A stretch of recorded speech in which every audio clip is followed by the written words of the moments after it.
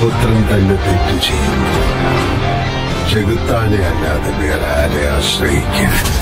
কেমন আছেন বন্ধুরা? আমাদের চ্যানেলে আপনাকে আবারও স্বাগতম। আজ আমরা কথা বলতে চলেছি লুসিফার 2 মুভি সম্পর্কে। এই মুভিতে অভিনয় করেছেন দৃশ্যম মুভির মোহনলাল। তো বন্ধুরা বুঝতেই পারছেন এই মুভিটি কেমন হতে চলেছে। তাহলে আর দেরি না করে চলুন জেনে নেওয়া যাক এই মুভির গল্প কি। গল্পের শুরুতে আমরা একটি ছেলেকে দেখতে পাই যে ভয়ে একটি দোকানের ভিতরে লুকিয়ে পড়ে। সে তার বাবাকে ফোন করে জানায় যে সে ওসিনের দোকানের ভেতরে লুকিয়ে আছে। ঠিক তখনই সেখানে একজন ব্যক্তি আসে এবং সেই ছেলেটিকে হত্যা করে চলে যায়। এরপর আমরা সেই ছেলেটির বাবাকে দেখতে পাই। তখন তার ছোট ছেলে জাহিদ জিজ্ঞাসা করে, মোহসিন ভাইয়া কোথায়? তার বাবা বলে, সে নিশ্চয়ই আসবে, মোহসিনের কিছু হয়নি। এরপর তারা একটি ট্রাক্টর ট্রলিতে করে অন্য কোথাও রওনা হয়। কিছুক্ষণ পর তারা এক বৃদ্ধার কাছে পৌঁছায়। সে তাদের থাকার ব্যবস্থা করে দেয়। সেই বৃদ্ধা জাহিদের বাবাকে বলে, তোমার সন্তানদের অবশ্যই বোঝানো দরকার যে আজ যা তারা দেখলো তা না ছিল ধর্ম না সম্প্রদায়, এটা ছিল রাজনীতি। আর রাজনীতি হলো এক ব্যবসা। এটি আমাদের দেশে ধর্ম বা সম্প্রদায় কিছুই দেখে না, বরং সবাইকে কাজে লাগায়।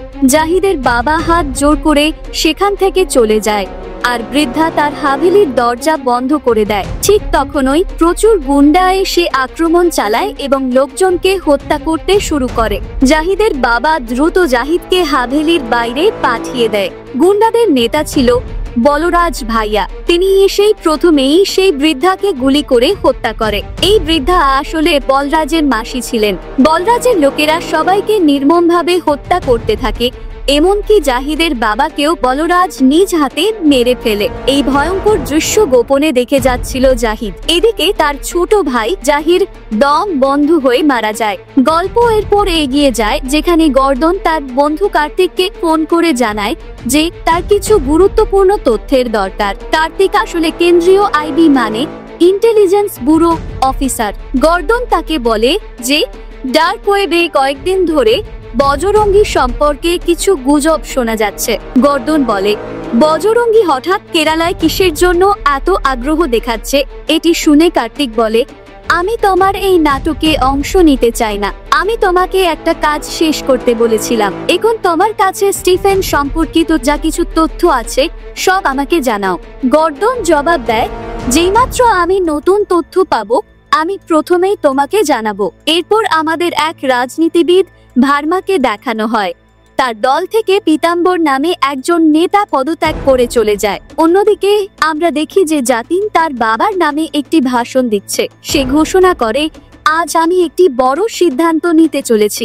আমি এই দল থেকে আজই পদত্যাগ করছি। এই ঘোষণা শুনে সবাই হতবাক হয়ে যায়। এরপর জাতিন বলে, আমি আজ থেকে একটি নতুন রাজনৈতিক দল শুরু করছি যার নাম IUP-PKR এবং আমি নতুন সরকার গঠনের ঘোষণা দিচ্ছি। ঠিক তখনই একটি হেলিকপ্টার এসে নামে যার ভেতরে রয়েছে বাবা বজরঙ্গী। জাতিন আনুষ্ঠানিকভাবে তাকে তার দলে অন্তর্ভুক্ত করে, কিন্তু প্রকৃতপক্ষে এই বাবা বজরঙ্গী আর কেউ নয় বরং বলরাজ নিজেই। তা দেখে সবাই হতবাক হয়ে যায়। ঠিক এই সময় গর্দন সোশ্যাল মিডিয়ায় লাইভে এসে বলে, কেরালাকে বাঁচাও, স্টিফেন ফিরে এসো। এরপর গল্প আমাদের সেনগর শহরে নিয়ে যায়।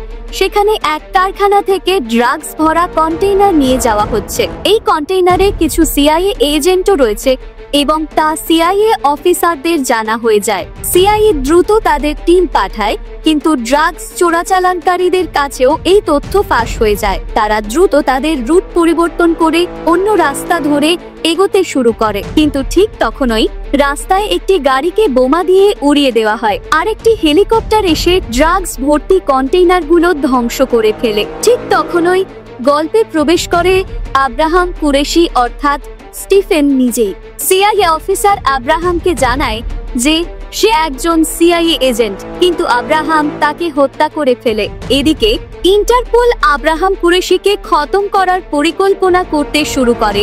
অন্যদিকে কার্তিক গর্দনকে জানায় যে আব্রাহাম কুরেশি ইন্টারপোলের মোস্ট ওয়ান্টেড তালিকার শীর্ষে রয়েছে। মাফিয়া, সন্ত্রাসবাদী সবাই তার বিরুদ্ধে। এদিকে সিআইএর এক কর্মকর্তা তার বাড়িতে ফিরে আসে এবং আব্রাহাম কুরেশিকে গোপন মিটিংয়ে কি হয়েছে তা জানিয়ে দেয়। অন্যদিকে গর্দন জানতে চেষ্টা করে যে আব্রাহাম ও স্টিফেন আলাদা ব্যক্তি নাকি একই মানুষ। যখন সে এই বিষয়ে গবেষণা করছিল তখন হঠাৎ তার চোখে পড়ে একটি আংটি যা স্টিফেনের ছিল।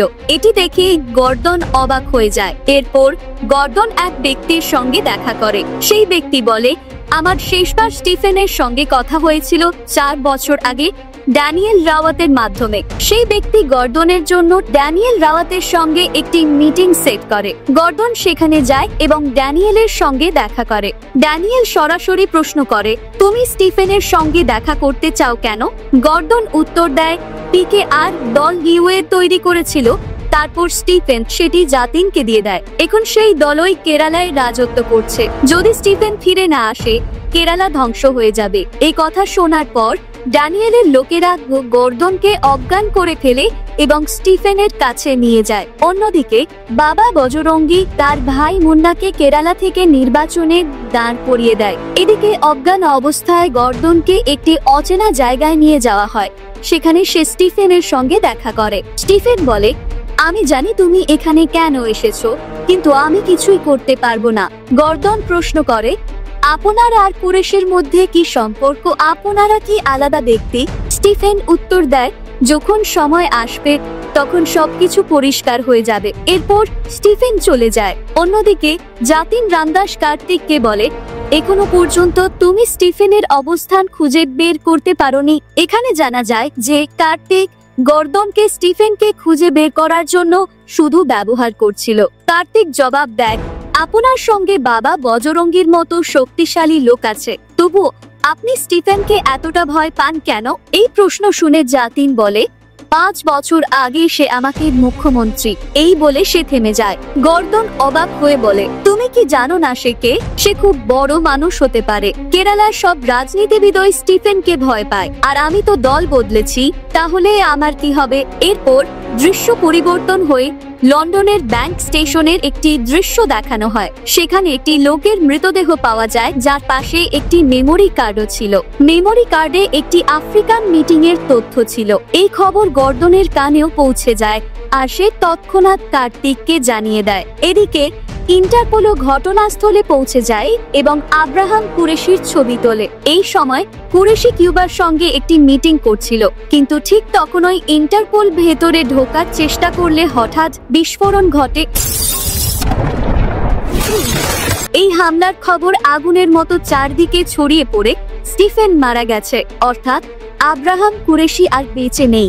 এই সংবাদ শুনে সবাই স্তব্ধ হয়ে যায়। এদিকে পিকেআর দলের নেতা বা জাতিন পিকেআর এর মেয়ে প্রিয়াকে ফোন করে বলে, তুমি ওই ফাংশনে যেতে পারবে না। কিন্তু প্রিয়া জবাব দেয়, আমি সেখানে যাবই, তুমি যা করার তা করো। এরপর জাতিন রামদাস তার দলের সদস্য বাবা বজরঙ্গীর ভাই মুন্নাকে ফোন করে বলে, পিকেআর এর মেয়ে প্রিয়া ডম পল্লীর ফাংশনে যাচ্ছে। যদি সে সেখানে পৌঁছায় তাহলে জনগণের সমর্থন পাবে আর আমরা হেরে যেতে পারি। এই কথা শুনে মুন্না বিষয়টি বাবা বজরঙ্গীকে জানায়, আর তারা প্রিয়াকে হত্যার পরিকল্পনা করে। ফাংশনে পৌঁছে প্রিয়া বক্তৃতা দেয়, এখানে একটি চেক ড্যাম তৈরি হচ্ছে, যার কারণে জনগণের জমি জোরপূর্বক কেড়ে নেওয়া হচ্ছে। আমি এর বিরোধিতা করব। তার বক্তব্য শুনে সবাই হাততালি দেয় এবং উচ্ছ্বাসে ফেটে পড়ে। সবাই আনন্দে বিশ্বাস করতে থাকে যে প্রিয়া আবার নেতৃত্ব দেবে। ঠিক তখনই কিছু লোক বিশৃঙ্খলা সৃষ্টি করে। তারা স্টেজ ও পোস্টার চালিয়ে দেয়, কিন্তু এক ব্যক্তি এবং তার সহযোগীরা প্রিয়াকে রক্ষা করে এবং তাকে নিরাপদে সরিয়ে নেওয়ার চেষ্টা করে। তবে গুন্ডারা তাদের পিছু ধাওয়া করে, একে একে সবার ওপর আক্রমণ চালায়। অবশেষে গুন্ডারা প্রিয়াকে ঘিরে ফেলে। ঠিক তখনই এক গানের নিশানায় সবাইকে গুলি করে উড়িয়ে দেওয়া হয়। সবার চোখে অবিশ্বাস, স্টিফেন ফিরে এসেছে, অর্থাৎ স্টিফেন মরেনি, সে এখনো জীবিত। এটা দেখে প্রিয়া হতবাক হয়ে যায়। স্টিফেন একে একে সবাইকে মারতে শুরু করে। ঠিক তখনই পুলিশ ঘটনাস্থলে পৌঁছে যায়, কিন্তু স্টিফেন সেখানে নেই, সে অদৃশ্য হয়ে যায়। এখন আমাদেরকে ফ্ল্যাশব্যাক দেখানো হয়। গল্প ফিরে যায় সেই সময়ের দিকে যখন কুরেশি ও কিউবার মাফিয়াদের মিটিং চলছিল। কুরেশি হঠাৎ কিউবার সকল লোকদের হত্যা করতে শুরু করে এবং কাপকা নামে এক ব্যক্তিকেও মেরে ফেলে। এরপর সেখানে একটি সুড়ঙ্গ পাওয়া যায়। সেই সুড়ঙ্গ দিয়ে তারা পালিয়ে যায় এবং বিস্ফোরকের ব্যবস্থা করে যাতে সবাই মনে করে কুরেশি মারা গেছে। ফ্ল্যাশব্যাক শেষ হয়। সিন বর্তমানে ফিরে আসে। স্টিফেন এক গির্জার ফাদারের সঙ্গে দেখা করে। ফাদার তাকে দেখে হতভম্ব হয়ে যায় এবং জিজ্ঞেস করে, তুমি এখানে কিভাবে এলে? স্টিফেন উত্তর দেয়, আমি সব ঠিক করতে ফিরে এসেছি। এরপর সে প্রিয়াকে বলে, যখন তুমি ফিরে যাবে তখন রামদাস স্যারের টেবিলে 2টি ফাইল পাবে। ওগুলো মনোযোগ দিয়ে পড়বে, বুঝবে, তারপরই তাদের সঙ্গে দেখা করবে যারা তোমার অপেক্ষায় আছে। প্রিয়া নির্দেশ মেনে সেই জায়গায় পৌঁছায়। সেখানে ভর্মা তাকে বলে, তুমি IUP এ যোগ দাও। প্রিয়া এতে রাজি হয়ে যায় এবং IUP এর নেতা হয়ে ওঠে। পরের দিন IUP এর একটি গুরুত্বপূর্ণ সভা ছিল। সেখানে প্রিয়া ভাষণ দিচ্ছিল।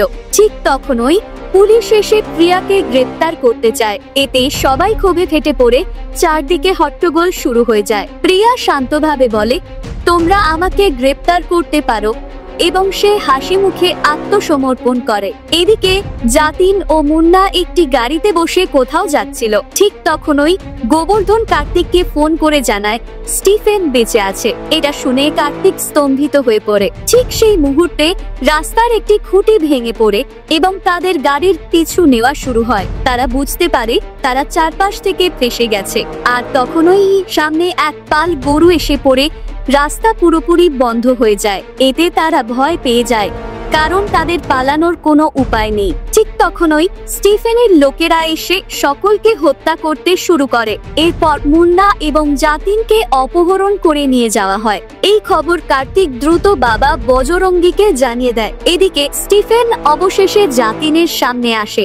জাতিন স্তম্ভিত হয়ে পড়ে, কারণ সে ভাবতেও পারেনি যে স্টিফেন সামনে এসে দাঁড়াবে। স্টিফেন তখন বাবা বজরঙ্গীকে ফোন করে বলে, যদি তোমার ভাই মুন্না ও জাতিনকে জীবিত দেখতে চাও তাহলে প্রিয়াকে জেল থেকে মুক্ত করো এবং আমার দেওয়া লোকেশনে চলে এসো। আমি 23 বছরের হিসাব একবারে চুকিয়ে দেব।